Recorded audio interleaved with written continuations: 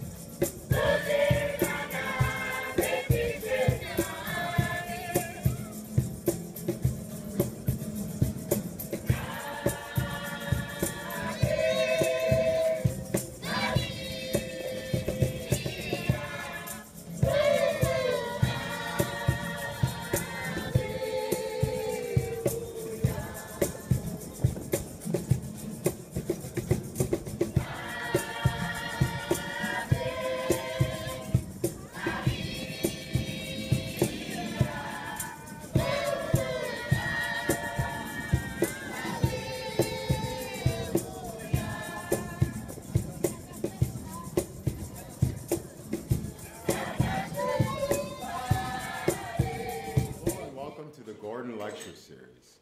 Today I want to introduce a man that's been in the Chicago electronic house music scene since the early 80s, was an FM radio Chicago host during the early 90s, has worked with great pioneers like Steve Poindexter and Adonis, crafted a massive label called Mathematics, that's a giant today, headlined the first recordings of the Dirty Criminals and International DJ Gigolo records, solid releases back-to-back to date, and carries the Chicago electronic torch at the forefront.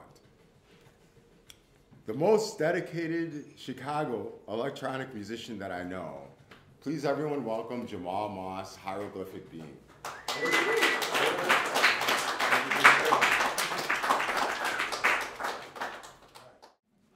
Welcome, Jamal. Thank you for having me. So, first I want to, definitely thank you for being on the show. It's a last second kind of thing, but it's a huge honor. Like we've known each other a long time, so yeah. I really appreciate your making it into Berlin. Sitting with us today. Anything for you, brother. It's all good. So, first I just want to talk a little bit about your background and music and things. One thing I want to note is that I've always been, when I was a kid, I remember hearing this, but I've always been really I always admired you a whole lot with the fact that you've actually attended Ivy League school, so Northwestern University. Has that had any effect on your? It's not really Ivy League, but close. It's top 10. Nah. Top 16. That's what Northwestern is. I'm not keeping count. Yeah.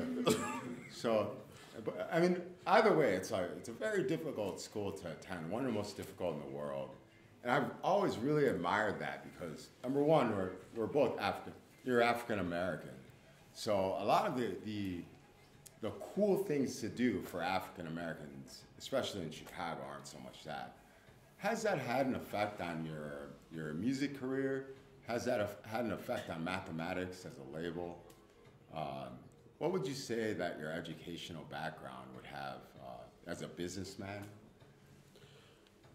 Man, I don't want to offend the Caucasian folks in the room, but it pays to have higher education in the best schools with like the most privileged white people in the country, because you get to hang out with them and be cool with them. It's a whole other world of secret knowledge on another door of stuff of how they perceive and view things and how they go about navigating the world around them. So it's kind of one of those things. I sit in the cut. Yeah, I was a token black dude kicking it with a bunch of jocks or whatever, doing whatever. But I was like, I'm taking notes. I'm listening to everything they saying. And I'm gonna apply it in my life, because when they graduate university and move on into their world, you ain't getting through that door no more. So you might as well just get it while you're at the university and absorb what you can, because when they got to go back to mom and dad and go work for the family company or get hooked up because it's a fraternity or whatever they're part of or they group, it's not the same anymore. You might see them passing down the street. They might say, oh, hey, and then keep it moving because they back in that world, you know. That's the beautiful thing about university or colleges in general, because it brings people from different backgrounds to actually exchange knowledge. It's not even about going to the class anymore and getting the regurgitated knowledge that comes in books or lectures, because most of those cats that got PhDs or whatever, or working on it, they still learning as they go too. So they're actually reciting what they just freshly learned 2 years beforehand, and they just getting back off a sabbatical or doing some research or something somewhere. So a lot of your knowledge comes from interacting. The first social actual media or the social group is being in the classroom, interacting with other people from other backgrounds. And I learned a lot from them, especially how they perceive or reacted or navigated the world which we live in. And it woke me up from the world which I seen there was a burden or negative or not feeling enlightened. And I had to purge a lot of Chicago things. Not to say because I'm black, it was like a ghetto thing or whatever. If you come from Chicago and you just come from a certain neighborhood, you could be black, Asian, or whatever, Hispanic, you're going to have a certain type of aggressive behavior or mental behavior towards other people that's not from your culture or your tribe or from your block. So there's a lot of stuff I had to purge if I want to be able to acclimate and adapt to a newer world, you know, to broaden my horizons. So a lot of stuff I learned from them, I already had the street hustle, but then I got like the what's the word for it? The actual conscious business hustle of what they learned from their parents or their uncles or whoever their mentors was in the financial business world. So a lot of stuff I applied to that into my hustle ingredient, and it got me a lot further in life than I believe I wouldn't have if I would have just did it alone without being in university. I mean, I got education there, but I'm not really using it. Who can honestly say where they got education, they still use it to this day, because the world has changed, especially from 97 after I finished my master's. You know, the world is totally different from what it was almost 20 years ago. So you have to adapt still in the world outside university, always collect and absorb new learnings, new teachings to evolve. Or the term I use is complacency, and being stagnant is the death of you in all aspects of life. So I thought of being at a higher level in anything I tried to do from that point on after university, even though if I walked around outside university, there was other people, and I tell them what school I went to, they would kind of snicker because they just couldn't see it because of the way I looked, the way I walked, the way I act. You know, my mannerisms, I still had Chicago in me. Even though I went to this school, it was a balance of two worlds, you know. But then when I had big dreams and wanted to talk about stuff I wanted to do, people still snickered. I don't want to say haters, but, you know, y'all have experienced it. Dreams you talk about, you want to accomplish, something you want to fulfill in life, and people not supportive. They'll smile in front of your face as soon as you walk away. They're like, that motherfucker gonna fail. He full of shit. Ain't nothing gonna happen. I used to get that a lot back in the day. And them same people who snickered at me 20 years ago, now they look at me and can't say nothing. That's just how it is. Sure, same here. So, yeah, it's the best way to put it. I applied everything up to that point, and I still apply some of that stuff now, but I adapt to my environment, no matter where I'm at. For sure. That's I've always appreciated that about you.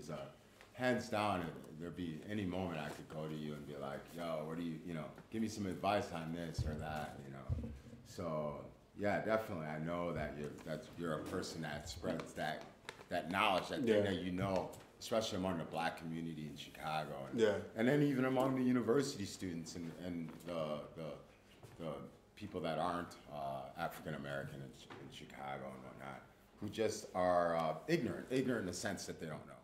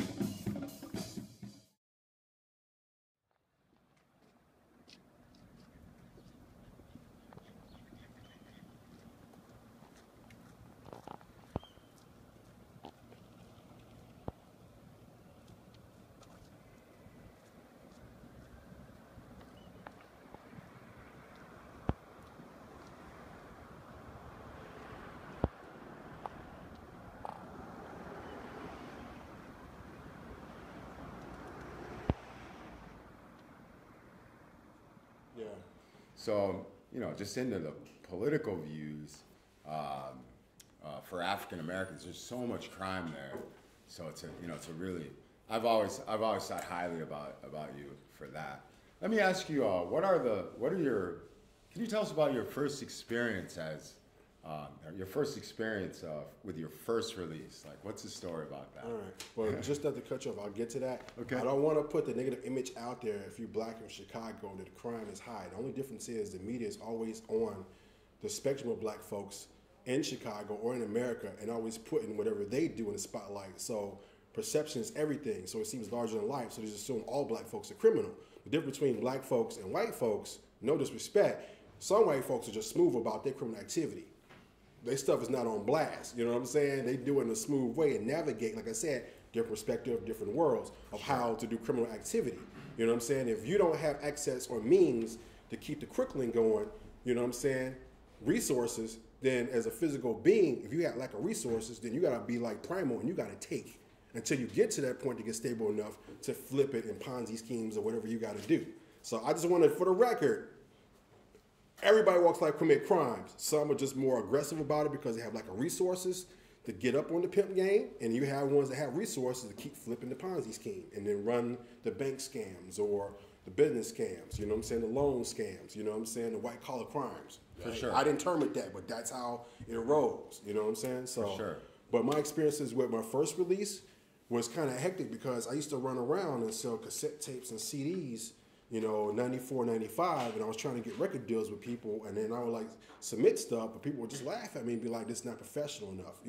It was right when I finally got access to a DAT machine, then everybody was like, oh, I got the ADAT. I'm like, what the hell? It was like you couldn't submit a demo now because everybody had an ADAT. ADAT was the newest thing. It was crazy, Or you had to go to a certain studio because stuff was recorded a certain way. So if you want to get a record deal, you had to go to the studio to get your stuff cut, bring it to the record label, and if they liked it, then you was on. And then they might cover the cost of you going to that studio because the trick was they wanted the masters. That's the game they ran.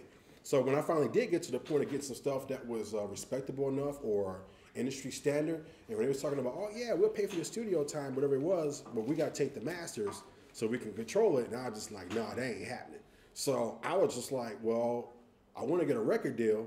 So I just remember back in 95, 96, a lot of those music magazines, in the back of it, they was giving away P&D deals left and right. Like any music magazine, you would see all these UK companies, distributors, just like P&D deals, we'll give you distro deals or whatever. So I literally sat on the phone and start calling people, and then like 2 people offered me a distribution deal, and then I sent some stuff over, they pressed it, but they were just like, yeah, we're not gonna pay you, we really not gonna sell your stuff, in broader markets. We press quote unquote limited edition copies, but we'll send you 2 boxes of 50 white labels, and that'll be your pay.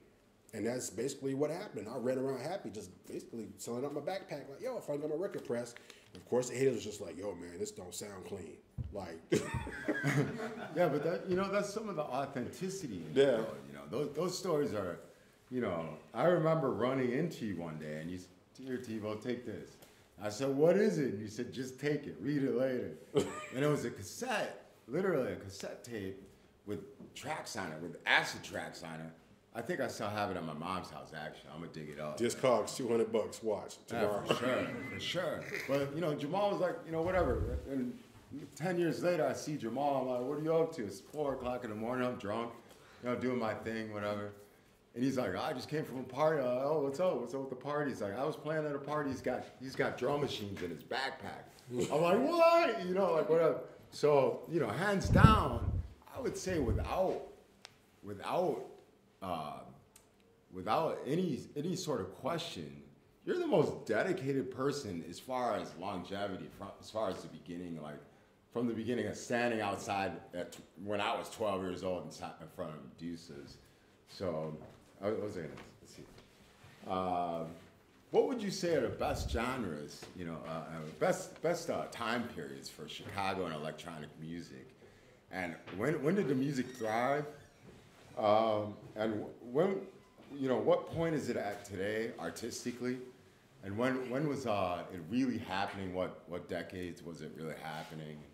I can only speak because back in Chicago we have terms called 85ers and then 89ers. So you have people that call themselves how did it go? It was like, let's see, what was before that? People from 81ers, then you had 77ers.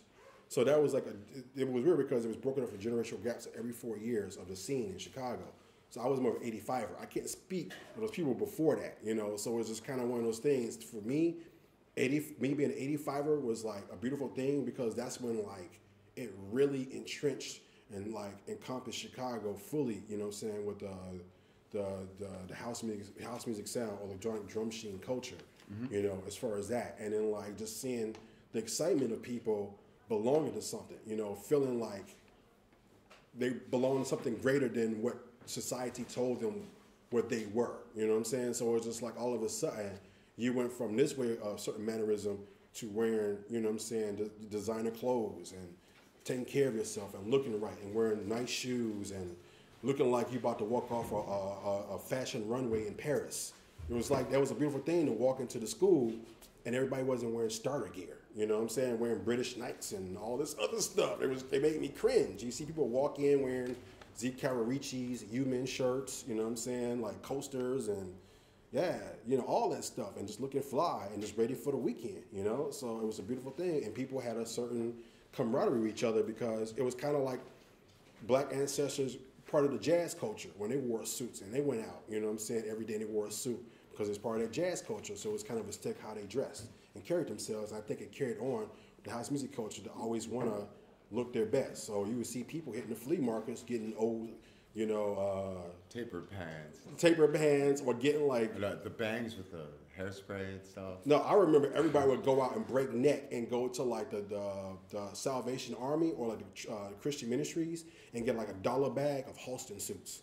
So cats would just run up and they get Halston suits and alterate them and do whatever, or like go to costume shops and then you see a bunch of black folks walking to the club looking like Black Earl Flynn, you know what I'm saying, from like a pirate movie, you know, it's just like insane. So I just think that was a beautiful time for me. And I mean, by the time, around the time Mayor Washington would die, or they say murdered, then the tone in Chicago changed and things got more sinister. The energy got dark. Mm-hmm. So it's kind of like, and people burnt out so hard because there was so many parties going everywhere and everybody was so involved in the culture, they're looking for something new.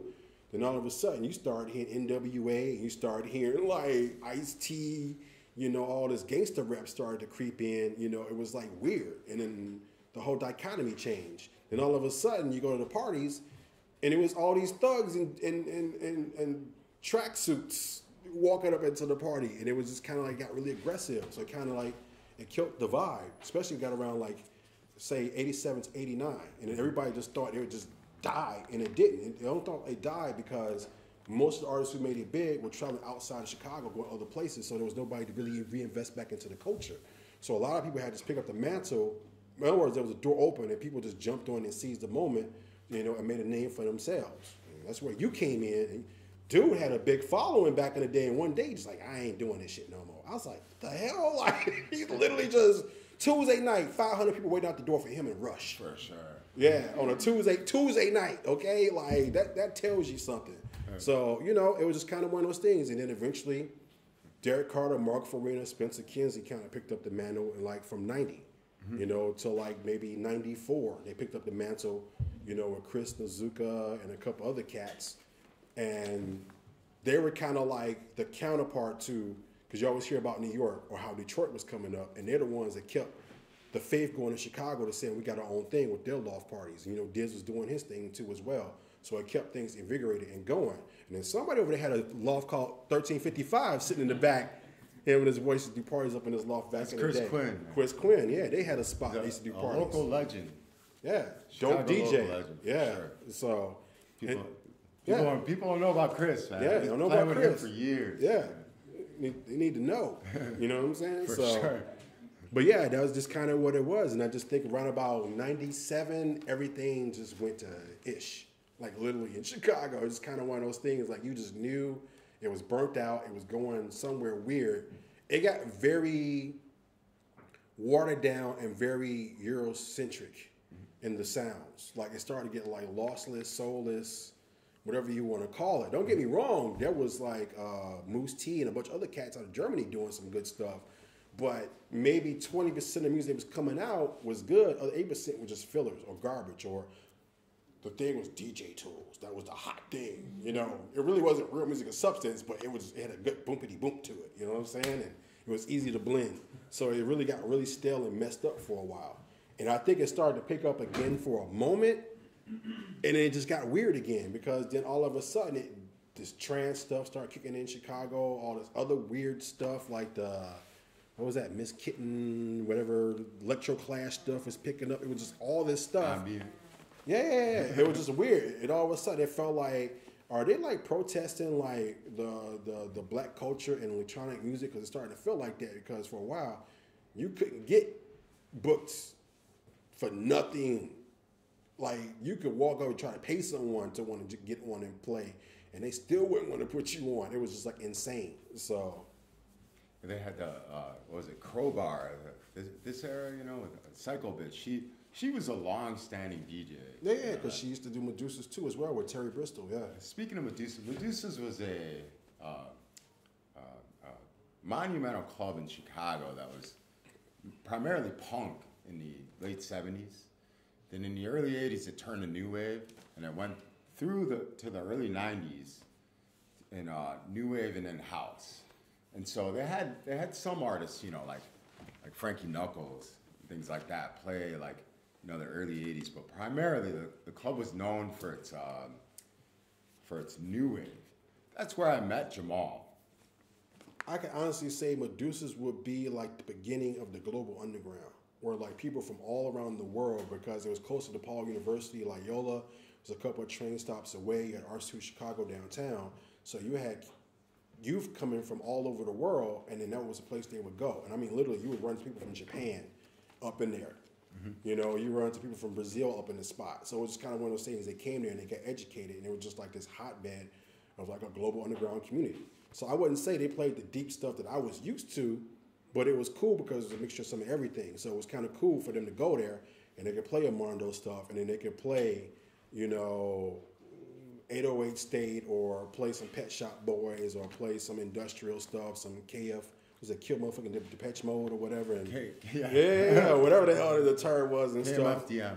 So it was like, I can honestly say it was actual true blend of like all cultures and stuff being represented up in the club. Yeah. You know, did I ever tell you, I don't know if you ever knew that. Actually, I think you knew. Like, a lot of times I would go, I was like 12 or 13, and I'd be walking to Medusa's on Saturday. You know, I'd have all my new wave gear on, you know, my jabot, whatever, and I'd be hoping to run into you in front. Like, I remember that. Like, I hope Jamal's there. Maybe I won't even go in. And we would stand outside, just me and Jamal. Just kick it, yeah. And we would save money that way, watching people walk by and walk in and walk out. And then the club would end, we would have talked the whole time, you know? Yeah. But, yeah, that was a great time in my life, you know. A magic club, would you say there's any producers or DJs that people should focus on, or labels, or that people should really revisit from that era, you know, from the Medusa's center? You know? All I gotta say is Razor Made. Razor. That's it. Beautiful. Razor Made. Mm-hmm. If you don't know, why I got a funny feeling Discogs next week our Razor Made stuff is gonna go up like 30% now because we. Yeah, for sure. Razor Made. Yeah, Razor Made would be the best. You know, for sure. I mean, you want to elaborate on what Razor Made is and what Razor Made was a dude who was like basically a remix service. So he was somehow we could access. He was connected with like all the major label studios, and like they would go to him. He would be like the industrial version of like Francois K or Shep Pettibone. You know what I'm saying? Like the new wave dude of that. They would go to him and bring him the stuff. And he would literally sit there, chop it up, and edit. That's why it was called Razor Made. And he would do this stuff in Arizona, of all places, which is crazy. And then like he'd put the stuff out on vinyl, and they would everybody just knew if it was played, it was Razor Made. Mm-hmm. You know, it was just Razor Made all day. So if you didn't get Razor Made stuff, then you pick up anything that was some Wax Tracks. Mm-hmm. You know, so and just for y'all to know, Wax Tracks is back up and running. A lot of people don't know that. I don't know what's with their PR team, but yeah, they back up and running. The daughter's running it. So what was Wax Track? What was Wax Tracks about? What did you like about them, man? Personally, I love the label. I just, you know, because the fact that it was something from Chicago that wasn't technically speaking just house, but it was kind of house influence, mm-hmm. but it had a dance industrial feel to it, and it was harder. I mean, they had like some hard, like sonically demented stuff that I really liked. For sure. You know, it pushed you further because there were certain house tracks that certain people could do that could put you to a certain level, but there was some industrial stuff that actually took it to that whole other level. For sure. And I think eventually that sound influenced a lot of house producers like Rush and Lewis, because you know Lewis worked with Die Warzo on a lot of his early. Ooh, damn! Did I just give something up? I wasn't supposed to say that. Die Warzo. Van Christie used to work with Lewis a lot in the studio. So, hey, sorry, Lewis. Whatever. Fuck it. I'll buy you a drink. I'll see you on the streets. We can flip it out if you want. No, fuck it. Let it be known. Yeah. For the record, Razormaid was also like, I know they only did promotion only. So you would go out and buy like a Razormaid, and it'd be like 4 records in one sleeve. Yeah. And it would be like anything from Depeche Mode to Data to like rare new wave, like classic dance gems that are just, today you play them and they sound like modern day, you know, your modern day jam. Put it this way, Razormaid would be today's equivalent of like Optimo or Trevor Jackson. And it was literally, that would be like the equivalent. Yeah. It was also a DJ pool. So the only way you could get a Razormaid back then is if you were in the club. And you didn't pay for it. A box of Razormaids would show up at your door. You know, so. You probably didn't cut out, so man. You probably had $199 been like. Nowadays. What you doing? Shh. You always got a loud mouth. I know, right? just because your stuff is safe and you got all your copies, you don't ruin it for everybody else. He's from Chicago. He's trying to take over as a nature. Like 5 back there. No, but so and then Wax Tracks was a Chicago label, a Chicago-based label. They had a shop on Fullerton. I took a date there at 16. Yeah, of course you saw the album cover, people naked. You know, you're 16 years old, you're embarrassed. Yeah, because it says 1,000 homo DJs revolting cops. You're just like, what's going on here? Yeah. So. Oh my God! Oh, look, that was right. No, was that anyway. Was that 1,000? Was that 1,000 foot Jesus or whatever it was? Oh, Jesus built my hot rod. That's what it was. What was the name of that group? I forgot. It was ministry mixed with somebody else, and they just come up with these crazy names. Just They were the industrial movement in Chicago. So it was a new wave movement in Chicago that spawned from this press. It was actually a record shop and a record press. Yeah. I believe. And it was just anything you could find on Wax Tracks, we revisit. Those are the true electronic pioneers. And a lot of the Chicago producers, I don't want to put labels on Jamal, but in Jamal, Melvin Oliphant, you said a couple others.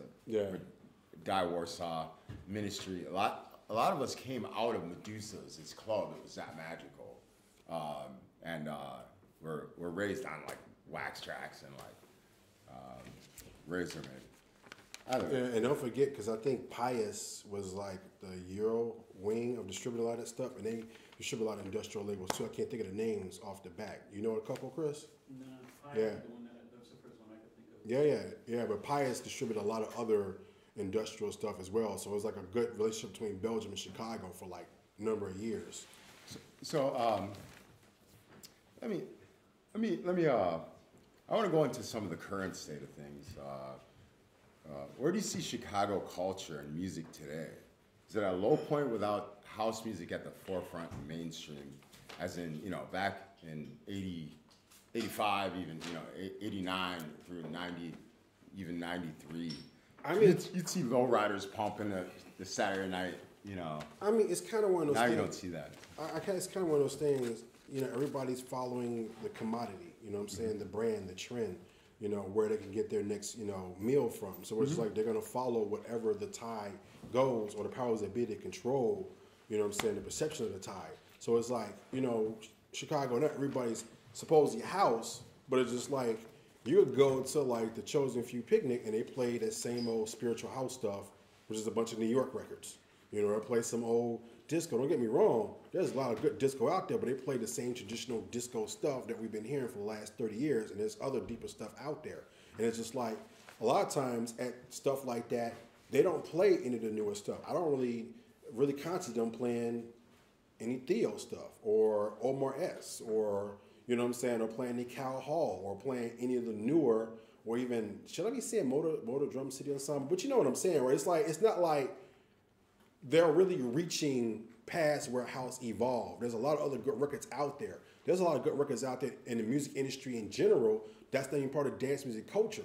Like, you got to realize something. Back in the 70s and 80s and early 90s, you would play Baja, you know what I'm saying, with a nice dance tune. You know what I'm saying? You would play a weird edit of Kristen Cozy with a Sal Soul track. You know what I'm saying? Or you would play like some weird R&B dance cut by Patrice Rushen, you know what I'm saying, with an acid track. And it's kind of like now you have eclectic forms of like music that's out there that has energy and soul and feeling, but because everybody's so stuck in the dance genre, they don't actually go and listen to R&B anymore to see if there's a good R&B dance cut or a soul dance cut, or even if there's still industrial labels running around, you know, that's still putting out stuff. People just really don't broaden their horizons like they used to. The only way to do it, unless some blog site says there's a reissue of some stuff that people are going to run for it. But there's actually a bunch of industrial groups and art noise groups now that do the same stuff that people were doing back in the 70s and 80s. And people kind of got like lazy in that sense. Like, that culture is still going on. It's like at one point, I was going to start a shoegaze label about 10 years ago because I kept running into all these dudes who was doing this music. I was like, this actually would be hot. Like up in the club, because it had like a dance aesthetic to it, but it's still that. I know y'all like smirking, like, nah, I just don't see it. But I did see it at the point in time. But I talked about distributing. He's like, no, I don't think you should venture off in that. If I would have did it, then I'd be really paid right now, because there was a tie where all of a sudden you had like, what is that, the Rapture? I would call it shoegaze, but you had like this weird like psychedelic rock with disco fusion going on, and all these groups I had ready to sign to go had that sound. I got this one dude that sounds like Depeche Mode and New Order in one. And I had a contract with him ready to go with it. I mean, I play it for big labels now when I'm having meetings and stuff, and they mouth drop like, "Is this Depeche Mode?" I'm like, no, this is some dude that lives on a farm milking cows. You know what I'm saying? With 3 kids, like him and his wife did this stuff together. And they're just like amazed that there's groups of people that still have that energy or that vein of making that style of music. So just dig deeper in whatever genre. I mean, I did a couple things for Sonos or whatever, these exhibits where they say, oh yeah, we're doing this whole sound thing for ADE last year. Sonos is having a room. Can you pick like 30 collected tracks in this room? We'll play these tracks you pick. So I said, wait a minute, you're not going to book me to come fly to ADE and play the music. You just want me to pick the tunes, and then you're going to play it in a room and just say those are tunes I picked. I was like, this is some bullshit. Like, we got to check. I was like, cool, all right. I was like, they paid me the same amount of money if they would have flew me there just to sit at home. I was like, cool, whatever, here you go. And then I actually dug deep, you know what I'm saying? They went on a couple of these new sites. I forgot the name of the new digital download sites now that's supposed to be like, not Tidal, but there's a couple other ones that's just weird. I forgot the name of them. So I was on them, and I started hearing all this weird eclectic stuff, and I thought it was dope, and it was modern, and came out in the last couple of years. That's how I found out about, what's that dude's name? He's on Hospital Records, but it goes by these multiple different names and stuff. Pharaoh or something.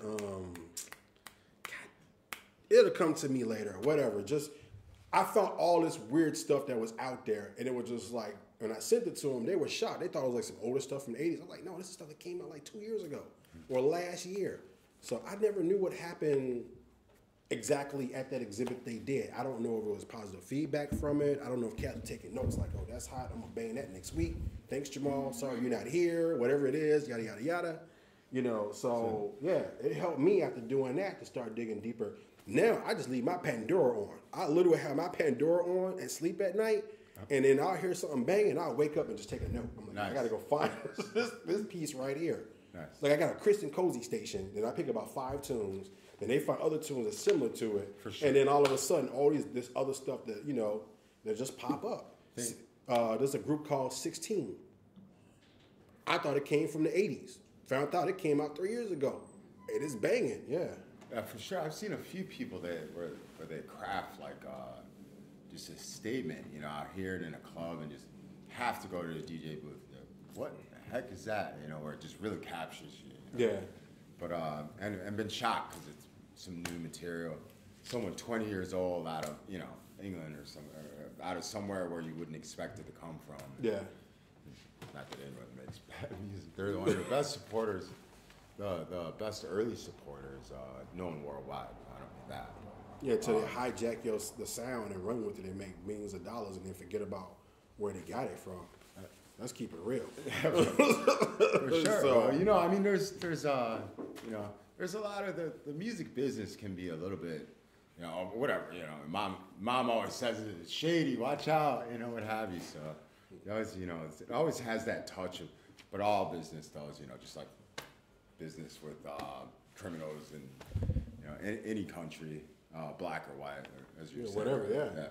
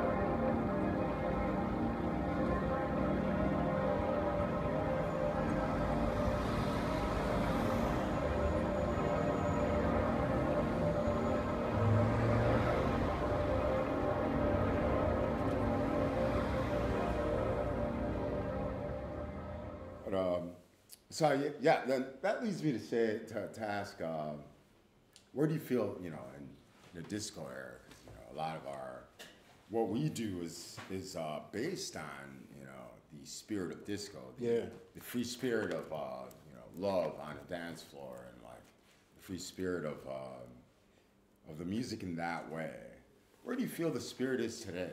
How do you feel about the spirit throughout, like, you know, from the '80s? You know, you said the '85ers through today's spirit, when you go to a nightclub, etc. What are your feelings about the movement, the dance, like? Because you're actually in reality a great pioneer today, though.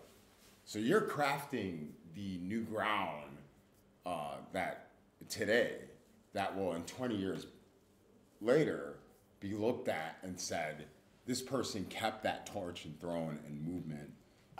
Thanks for that, but I don't really see it that way.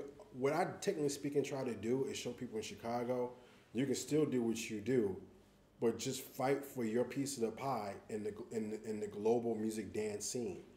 You don't have to sell yourself short. It's just the fact that I come from Chicago. You got to realize something. It's not too many people can say they're from Chicago and sign with Ninja Tune, Warp Soul Jazz, you know, and Revenge, like the so-called hot, whatever you want to call indie labels right now. And I'm just trying to show them it can be done. Don't make fun of Disclosure or these EDM artists or whatever. Stick to your guns, and you need to come knocking on their door, because nobody will know who you are unless you let them know you're there. That's how I look at it. So unless you get out there and expose yourself to the right people in the right arenas, then you can't knock it for what it is, because they're going to put out what's put before them, the perception they think is hot. You see what I'm saying? It's only after people like Disclosure, whoever else, sign, you know, or Daft Punk sign these major label deals, and they come to find out Daft Punk is influenced by all these 70 funk musicians. You see what I'm saying? Sure. And then, you know, they'll find out Disclosure's influenced by Kerry Chandler. You know what I'm saying? So it's kind of like, it's ironic, like, it's in hindsight. It is what it is. For sure. But, well, I mean, you know, mathematics, I try to put this way, I mean to cut you off. I actually just tried to carry on the Chicago tradition because Which people is fail what to I mean. realize, what we try to do is that our tradition lies in Miles Davis. He's from Illinois. It lies in Quincy Davis. He's from Illinois. You see what I'm saying? Yeah, Quincy Jones is from Chicago. Yeah. So it's like it's a lot of stuff that's Chicago, you know what I'm saying, or Chicago area based. I'm just carrying on that tradition. You know, there was, you know, Lou Lewis's dad had a psychedelic jazz band that was doing some crazy stuff back in the day. You know what I'm saying? I think it was called Rotary Connection or something like that.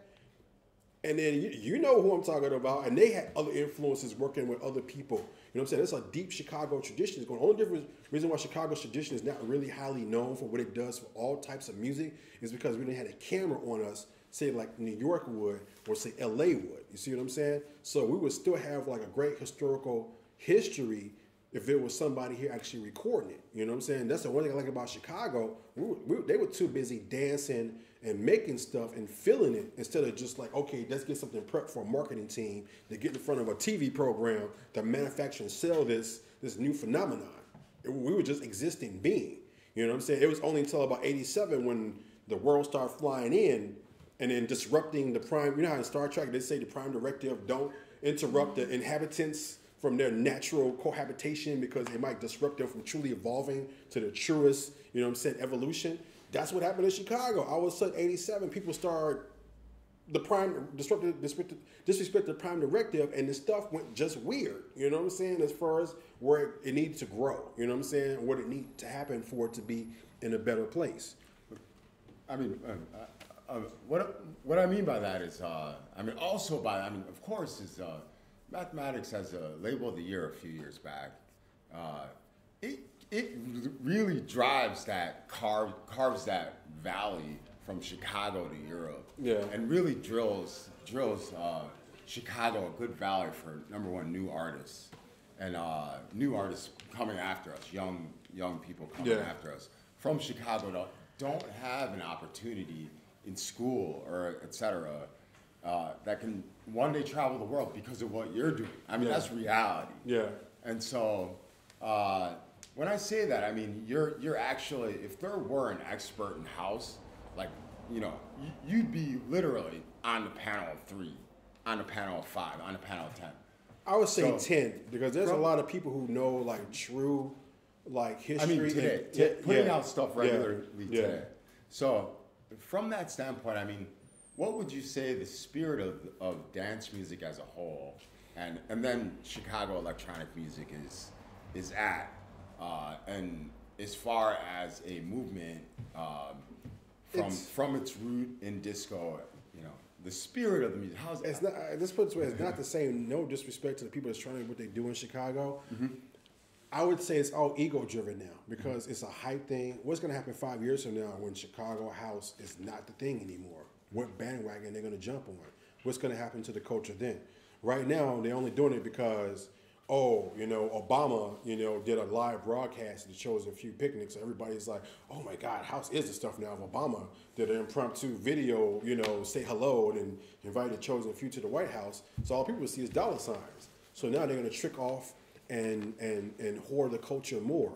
It's soulless. There's no soul left into it because the Aboriginals who helped create the culture, to build the culture, is technically speaking no more. And the reason why I say no more, even though the Chosen Few's doing their thing, Silver Room does their block party with Ron Trent or whatever, but the youth is not involved. If you ain't got the youth, the soul is lost. There's no soul transference. There's no, passing on the torch.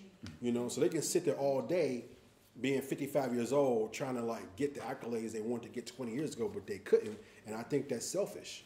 I think when they do these things like that, they should showcase and bring in. That's why I respect Detroit, because they'll reach out and grab some youth and train them and mentor them and get them in. That's why you got a Kyle Hall, you got a Jay Daniels, and I think there's 2 other dudes that's coming up now out of Detroit that starting to make a name for themselves. You know what I'm saying? You can't really say that about Chicago right now. You cannot say anybody under 25 that's coming up that anybody's actually, mentored or got them in to put them on the forefront. You know what I'm saying? So I'm not saying Chicago people didn't do that back in the 80s. They did it to a point because it's beneficial for them to make some dollars. But right now, it's about keeping the culture truly alive and to its original source. And right now, you got people doing music. They say it's house, but it's not. It's very cookie cutter, radio formatted, commercial stuff. It's bastardized.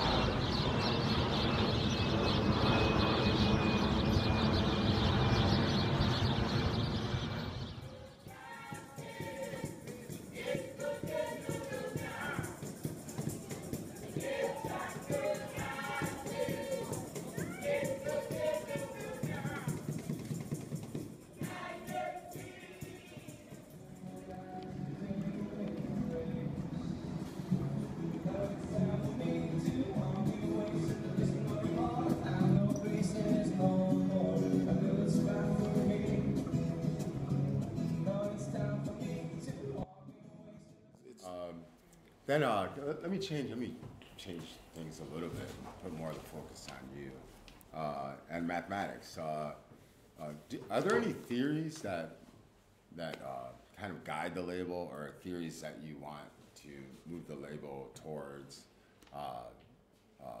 Theories that maybe build the foundation of the label as a whole? Because I mean, as a label of the year, and a lot of it, the things that I read in reviews was more of an abstract approach. For me, that it makes the valley wider for electronic music as a whole. For me, are there any theories behind that? What you want to push for the label, artists you want to push for the label, etc.? I'll give you theories and conspiracy theories. I find it very comical that I love how, no disrespect to other countries, but I love how like other countries will have true Chicago Jack sound or the true Chicago acid house sound, but none of the artists are from Chicago. The labels are not from Chicago. Like none of the stuff is manufactured from Chicago.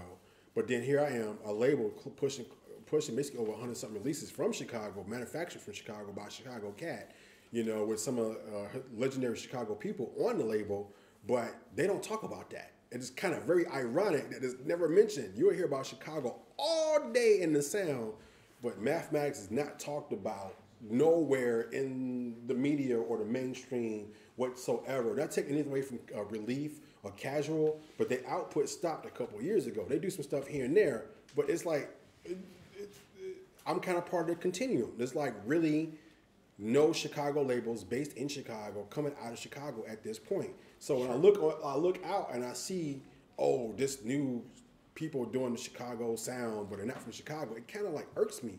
And then when I like call up distributors in Europe, like, yo, we got Chicago sound, and it's like, we'll take 2 copies. It's like insane. They'll be like, we'll take 2 copies. Yeah. And then I'm like, well, I got like 80 other releases.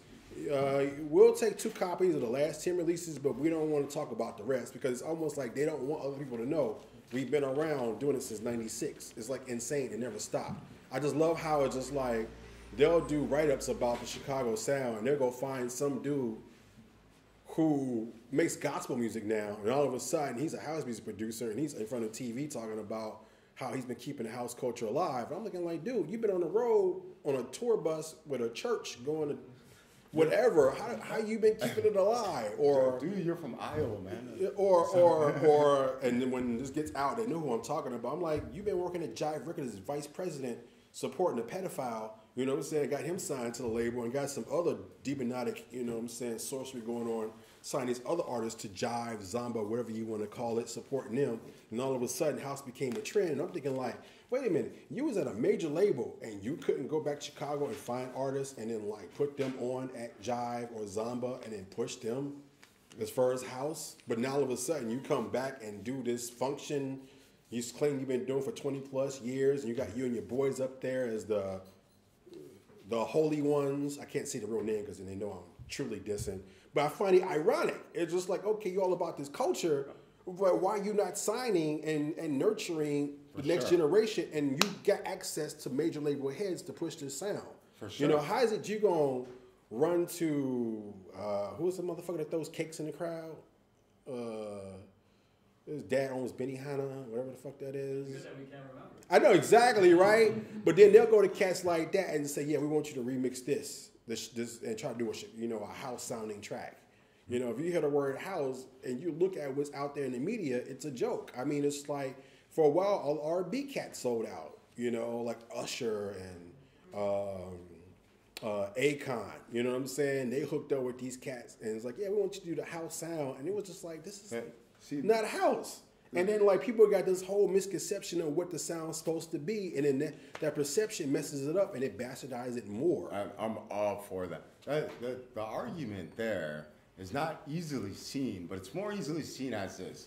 How can Chicago push a movement if the people making the sound aren't from Chicago? Exactly. I used to tell some of the distribution agencies, I remember saying, no, you can't tell me what. I'm like, because you're not Chicago. I'm like, we're Chicago. We say what? We're Chicago. Yeah. You're not, you know, so, and that's a very weird logical thing, but it's literally, it's not a us and not you. Yeah. It's more of, that's not the movement. That's not, it wouldn't be a Chicago house record if the artist wasn't a Chicago house authentic artist from Chicago. Yeah. And so, you know, you get those people in there, yeah, I'm from Chicago, da, da, da, da, da. Well, you know, where were you when, da, da, da, when the loft parties, da, da, da, et cetera. In the 80s, when we were fighting with each other, fighting people back to stay in, to stay and keep the party going and not have somebody not live outside. Yeah. You know, and we were fighting with each other, et cetera. But it's those kind of things that, you know, bring that true love to, you know, my brother next to me, you know, I didn't die that day. Yeah. My brother next to me, you know, I was feeling like crap that day, so I lived, et cetera. Or, you know, they didn't let the gangsters get me. I didn't let the gangsters get the bouncer guy. You can't if you're not Chicago. It's kind of it's a weird argument. Yeah. I'm all for that. So, but as far as you saying about the direction I want mathematics to go, I just feel like if anybody's paying attention in Chicago, it can be done. And you could do it from home. It's not Chicago's movement. Yeah, it's just like it can't be done from where you based at. You always got to go run somewhere else and let somebody control the narrative. So it's just kind of one of those things. And as far as me trying to find, I just signed, you know, Ramon, etc. Sounds familiar. Tall dude. He's actually going to be here tomorrow. Actually, yeah. For the record fair. Yeah, for sure. Yeah. For sure. He's a very, very kind So he's person. been trying to get on. And I said, you know what? If the record fails, I'm gonna put you on. So it's actually me presenting him. So as that to be a hypocrite, I'm gonna put him on. And I'm like, dude, if you get in, you better do work. Because after that, everybody's gonna be looking at you like, if Jamal put his name on the line to present you, they're gonna be watching you to fail. And I was like, this is what you need to do to stay above water and not drown.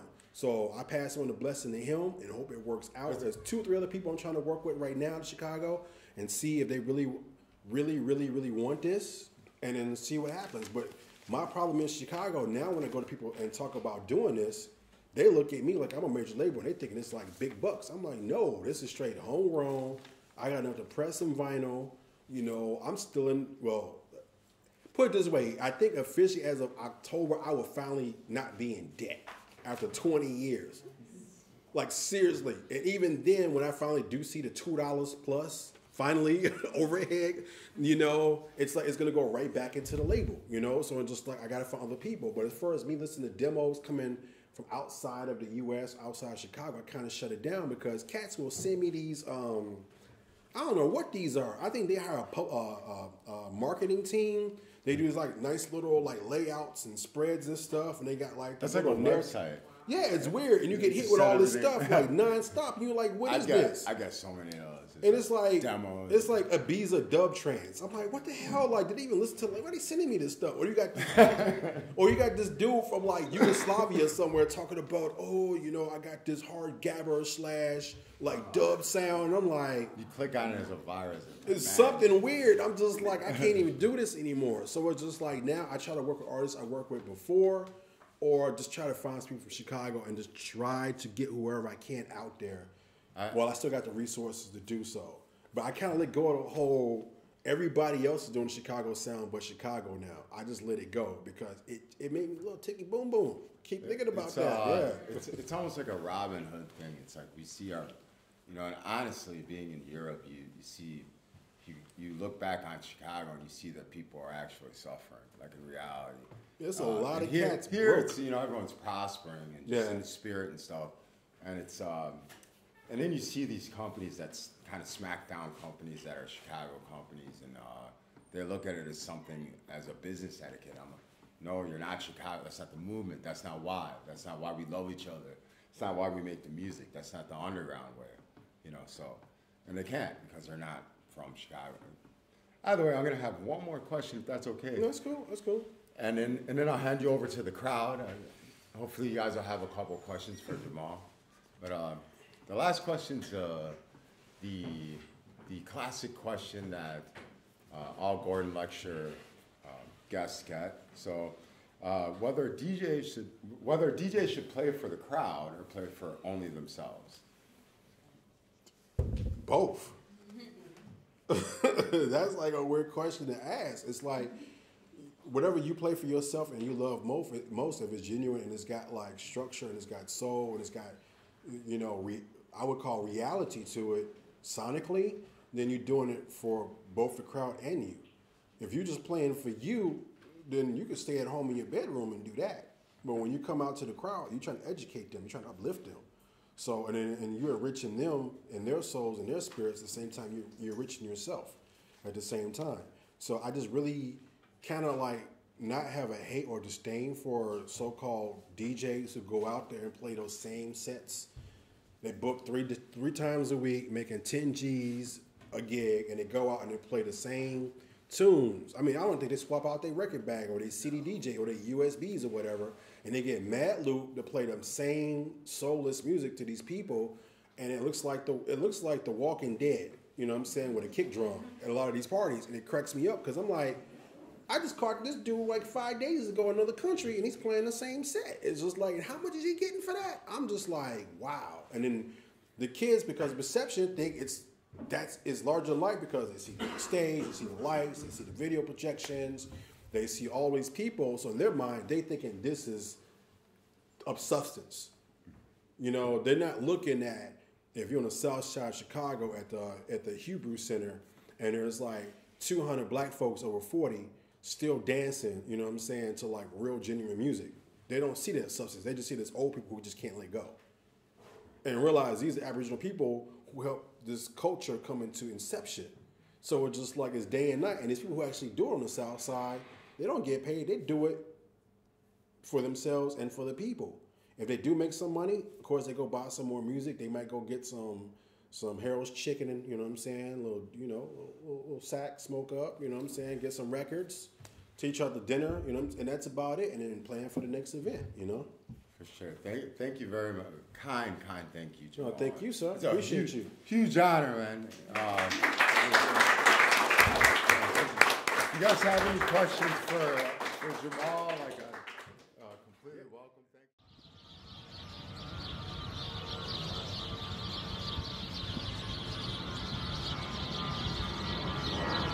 Thank you.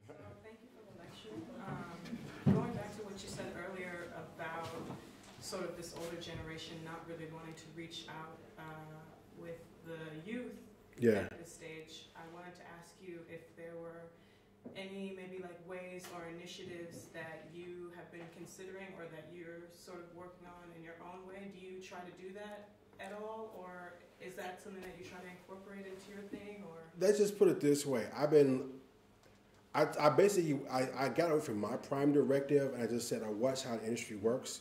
So I was like, you know what? I'm about to play this whole media game. So I basically designed my own, how you say,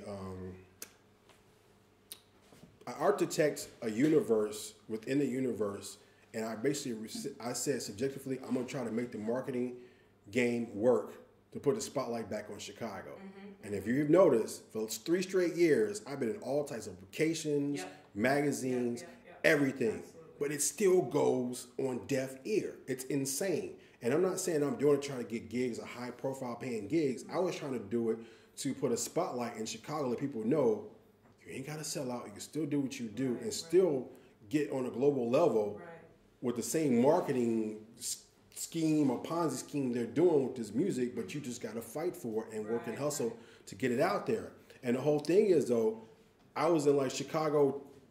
That was weird. I was like, it was me and 20 people was considered the who's who of Chicago for 2016 or something. Like, so it's like 3 million people see this in this newspaper.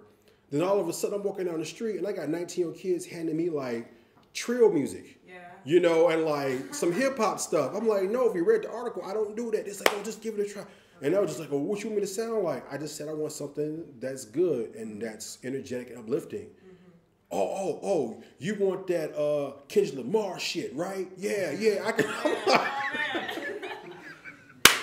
It's like that's how far gone the youth is. It got to the point now. I walk down the street in the neighborhood.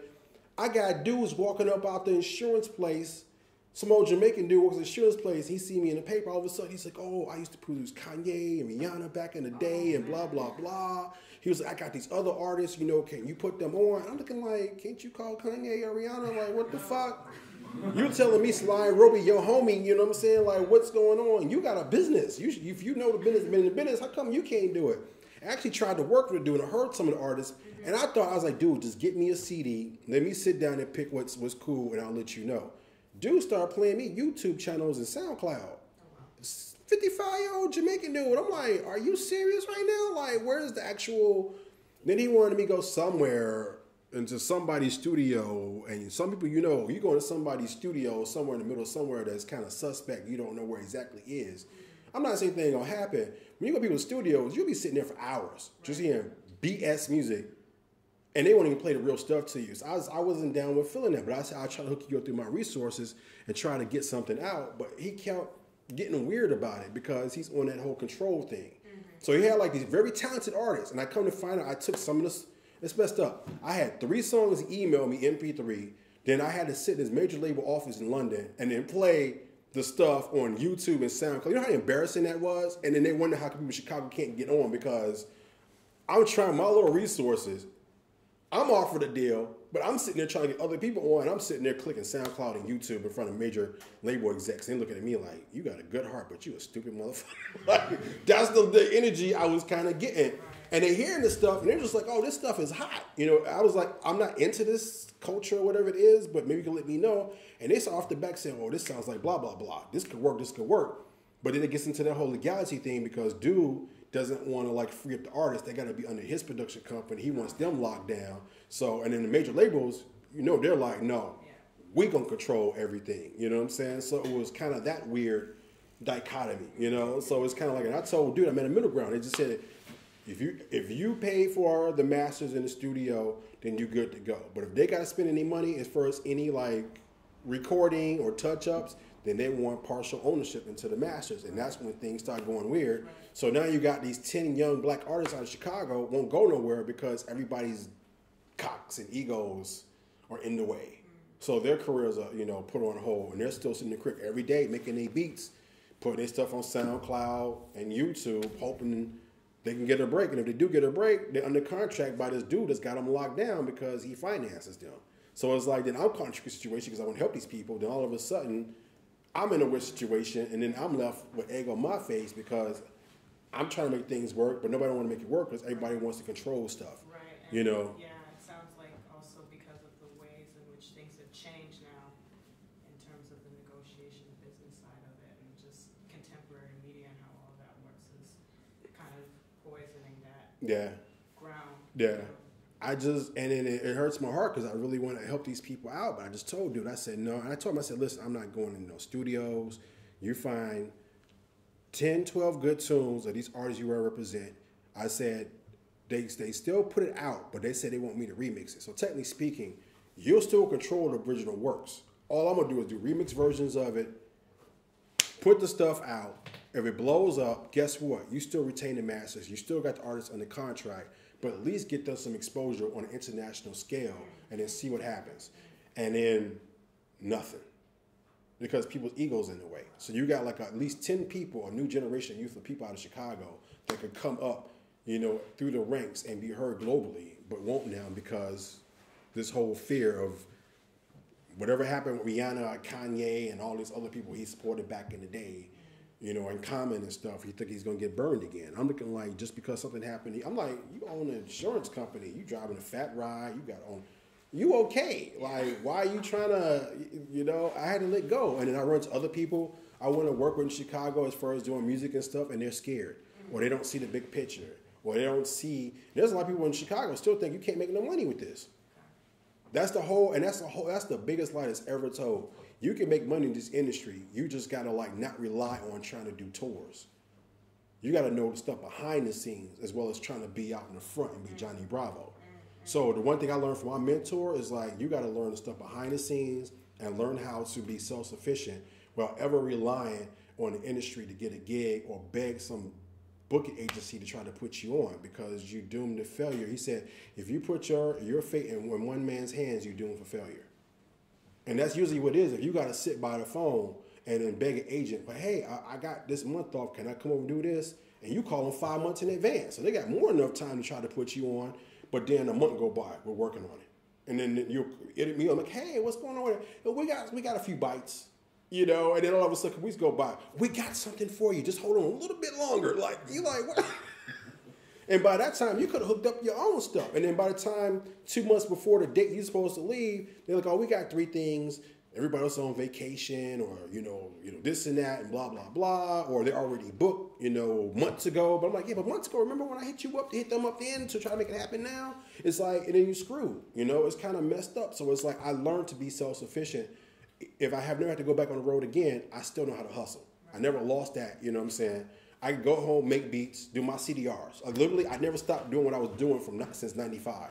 I still make cassette tapes. I literally would go DJ a party. They would record the set and then go put the motherfucker on a cassette tape and sell a double pack online and sell a couple hundred copies. I'll get money from that. Then I'll do CDRs. If I got beats sitting around and I'm like, well, I'm tired of hearing them in the crib, let me go ahead and put a little 100 CDRs, call up a couple of shops, and then I'll sell them. My rent paid for the month. You know what I'm saying? That's it. You just got to do what you got to do, and you got to hope royalty check comes around from ASCAP BMI, get you some new shoes on your feet, you know what I'm saying, or whatever, some new gear. You hope that work out. Then you hope a bunch of labels you sign with, they'll do right by you by giving you a proper royalty check after they take out all their expenses. Don't let a motherfucker order pizza, you know what I'm saying, on your ass, you know what I'm saying, or because that's gonna get added to your, you know what I'm saying, to your expenditure, you know what I'm saying, for that record. So it's kind of one of those things. So you just gotta I can tell anybody that's an artist and is trying to get into it, do merchandising, do it, because my mentor told me every penny counts. Do not, don't take any penny for granted because they add up. Because that's the way major labels look at it. Every penny adds up. Because if they got 100 artists on their roster and they've had these people for 15 years, imagine how many pennies add up from all the publishing and the royalties and the mechanicals and the licensing and the sync stuff, and the merchandising. Those pennies add up, especially when you got at least 3 quarters out the year. It's supposed to be 4, but somehow that 4th quarter overlaps into the next year. I don't know how that works, but somehow that 4th quarter laps into the next following year. You know what I'm saying? There's some tricky stuff going on, but it is what it is. That's all I can tell anybody. Money can be made. I'm not saying a lot of money can be made, but you can do well enough that you can take care of your basics if you do it right, and don't be so dependent on booking agencies. I'm not saying they're all bad, but at the end of the day, does it really make sense if you bust your ass to build your brand and your name, and then you ask somebody, hey, can you go out and try to get me gigs, and you can collect 15% on it? You know what I'm saying? After I bust my butt for 10 years and I did all the work making the music, you know, work these deals out with these labels. And then the labels are the ones that spend all the money on the marketing to help build your brand. Then you go to somebody who has 20 other artists they got to represent, and you ask them to represent you. It's cold calling. Right. They're salesmen. It's no different from trying to sell toothpaste or toothbrush or carburetors. All they do is just go down the list of whatever they have and hit these people and say, hey, we got this person, you want them or not? Because they have their, I call their top list of people who they really support. Then they have their second tier and their third tier. And depending on how long you've been with the agency, you know what I'm saying, you might get some love. But unless you're part of that core beginning, you're not going to really see some serious ducats. They'll just have you like, I call it a chitlin circuit. And me, personally, I find it offensive that I've been partying since the age of 12, since 85. And I've been doing it this long. And that's kind of messed up. I'm like 43, and I'm still going to go play a basement party, which I started out dancing at basement parties. So it's kind of ironic. I'm still in that mode. You see what I'm saying? I'm not saying I'm ungrateful for it, but it's kind of ironic. I'm looking like 2 o'clock in the morning. I'm like, I want to be in bed. I want to be watching some sci-fi, snacking on some cashews, drinking my little apple juice, you know what I'm saying? But no, I'm like, okay, here it is. It's like 30-something years later, I went from dancing in front of a speaker, you know what I'm saying, 2, 3 in the morning, to all of a sudden now I'm playing the music in the same type of environment in front of other people, which is not a bad thing, but it's kind of messed up. And then you got people who just came out 3 or 4 years ago in the industry. Hey, so be it. You know, I'm not going to hate on that, but it's kind of really weird. They've been coming in the industry 3 or 4 years ago, and all of a sudden they're playing stadiums. Like, how does getting 15 G's? Just to press play and then fist pump. Like, what is that? You know, like, that's what's wrong with the culture, I feel like, in general. So I just feel like just stick to your guns, whatever it is you want to do. And then one day, you know, doors will open. Like right now, I'm like so far behind because I'm dealing with other stuff in life. I actually have a sync deal where this company's begging me to get them music because they want to get my stuff in TV shows and movies and like stuff. And then like I told them, just hold up. I said, I can write the stuff, but I'm like on the road. I'm doing this Moog Lab thing or whatever. Like I said, you can hustle. You can hit up these electronic, you know, music companies or whatever. Dude, you need to hit a boy up because he sent me my Moog stuff. Did you get yours? You got it? Because I told him, I said, you better take it. So, but I'm just saying, there's ways, you know, you can get your hustle on. So you hit up these companies, these tech companies up, do sound design or like test product and stuff or whatever. There's always avenues to get something done, you know.